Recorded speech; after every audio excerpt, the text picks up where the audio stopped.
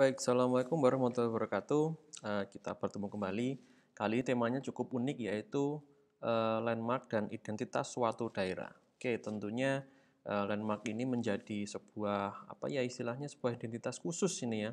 Sebuah identitas khusus yang berada di suatu wilayah. Oke, kita akan lihat bagaimana sih peran landmark ini menjadi sebuah ikon, menjadi sebuah identitas di suatu daerah. Yuk, kita lihat dulu. Oke, sebelumnya landmark merupakan bangunan atau monumen ikonik yang ada di suatu tempat sebagai gambaran tempat tersebut menjadi ciri khas masing-masing.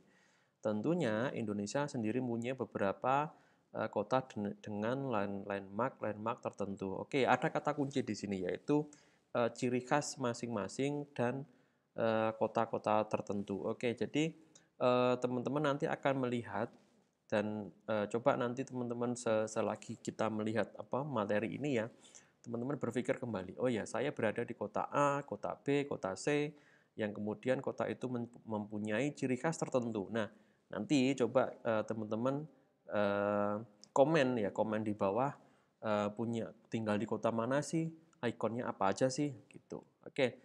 Nah, fungsi landmark ini yang paling utama adalah sebagai penanda. Artinya apa? Ketika teman-teman jalan ke suatu tempat, terus kemudian mendatangi suatu tempat, datang ke suatu daerah yang belum pernah kita kunjungi sebelumnya. Nah, landmark ini menjadi suatu penentu bahwa oh ada gunung nih ada di sisi sana.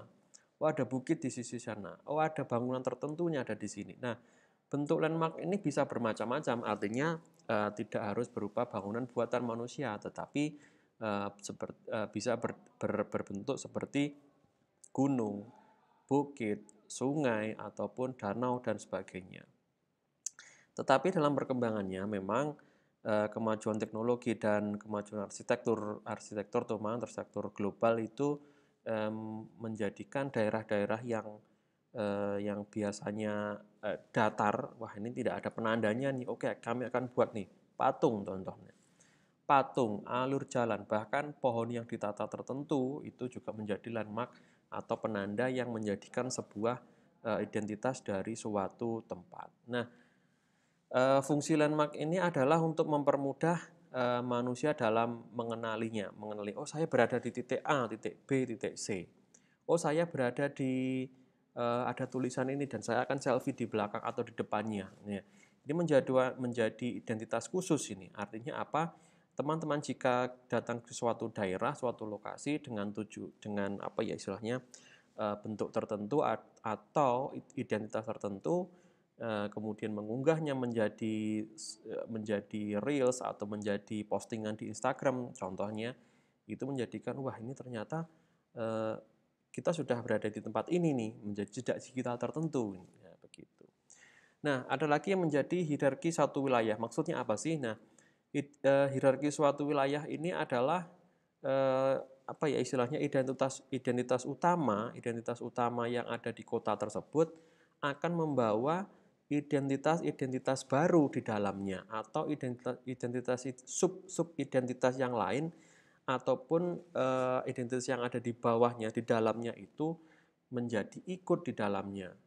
Nah, seperti ada semacam interaksi secara simbolik. Nah, interaksi ini terjadi karena ada satu simbol utama yang membawa, tetapi simbol-simbol yang ada di sebelahnya, di bawahnya, atau simbol-simbol tersembunyi ini akan menjadi bahan penasaran nih orang, wah ada apa sih di Ponorogo ini contohnya. Ya. Jadi ketika Bapak Ibu semuanya hadir ke Ponorogo melalui wilayah utara, itu nanti akan disuguhkan dengan gerbang Merak atau gerbang Riau. Sebelumnya Ponorogo dikenal juga dengan Kota Riau. Nah, Kota Riau ini identitasnya apa sih?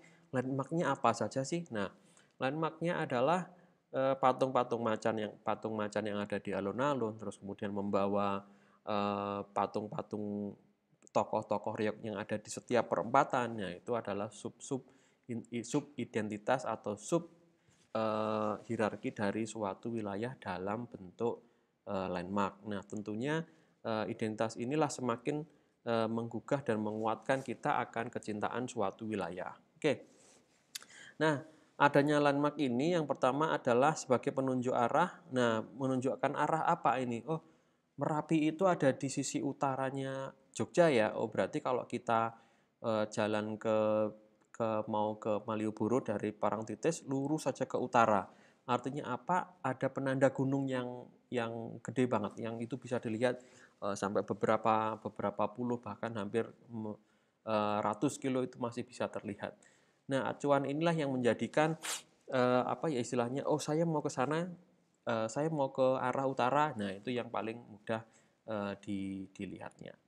Oke, pembentuk skyline ini maksudnya adalah memberikan wajah ini. Jadi identitas apa sih yang pengen saya bangun di sini? Oh, identitas kota hijau.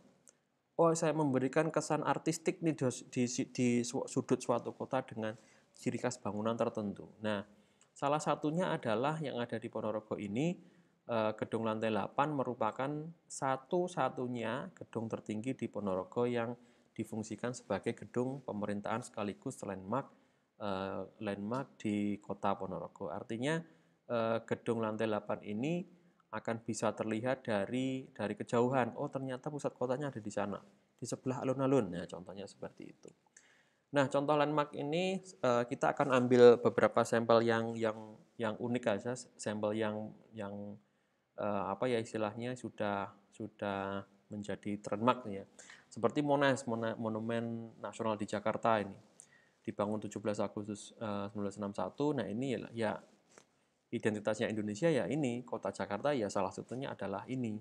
Terutama Indonesia ya artinya di dinding-dinding ini merupakan cerita relief atau cerita yang ada di tembok ini merupakan cerita sejarah Indonesia. Oke. Gedung Sate Bandung.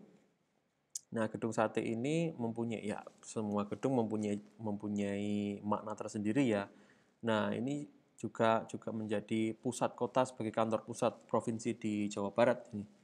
Oke, Candi Borobudur Magelang, salah satu wonderful of the world. Jadi wow-nya dunia salah satunya ada di sini. Oke. Ada di Kediri, Monumen Simpang 5 Gumul Kediri. Nah, monumen ini diposisikan atau didirikan tepat di tengah jalur Pare, Kediri, Pelosok Klaten, Pesantren dan Menang. Nah, artinya apa? Ini menjadi pemersatu ini gedung ini atau tanda ini atau landmark ini menjadi pemersatu di area-area tersebut, terutama di lima wilayah tersebut. Oke, selanjutnya yang terakhir ini ada patung macan Dewi Songgolangit dan gedung lantai 8 Ponorogo. Oke. Ponorogo sendiri atau kota kita sendiri mempunyai satu landmark yaitu Riok Ponorogo. Tentunya di sini tanda-tanda ini, landmark ini tidak berdiri sendiri. Di sebelahnya atau di depannya itu ada panggung pertunjukan yang itu ada patung-patung personilnya. Nah, personil dari Riok itu sendiri seperti Prabu Klono Sewandono, terus kemudian ada Patih Bujangkanong, pasukan berkuda dan sebagainya. Nah, itu ada lengkap ada di depan patung ini sebenarnya. Jadi Ponorogo ini penuh dengan landmark. Landmarknya tentang apa? Tentang Riok tentunya. Oke, nextnya adalah teman-teman yang mau melihat materi ini silahkan komen nih. Teman-teman berasal dari kota mana, landmark yang ada di tempat Anda apa, dan cerita unik apa yang ada di baliknya. Oke, nah dengan cara ini saya harapkan kita akan semakin mencintai daerah kita, bangga akan daerah kita dan menunjukkan bahwa identitas yang kita bawa adalah identitas yang dibangun oleh kota ini merupakan identitas nasional kita. Artinya kita kemana-mana, identitasnya adalah Riok nih. Oh, identitasnya adalah kota atau kota tertentu ini, kota pahlawan Surabaya. Nah, seperti itulah yang menjadikan landmark ini menjadi hari ini menjadi salah satu tujuan wisata yang bisa menumbuhkan sektor ekonomi, sektor pariwisata, dan lain sebagainya. Baik, itu saja yang bisa saya sampaikan. Kurang lebihnya ada kurangnya saya mohon maaf. Kita akhiri sekian. Wassalamualaikum warahmatullahi wabarakatuh.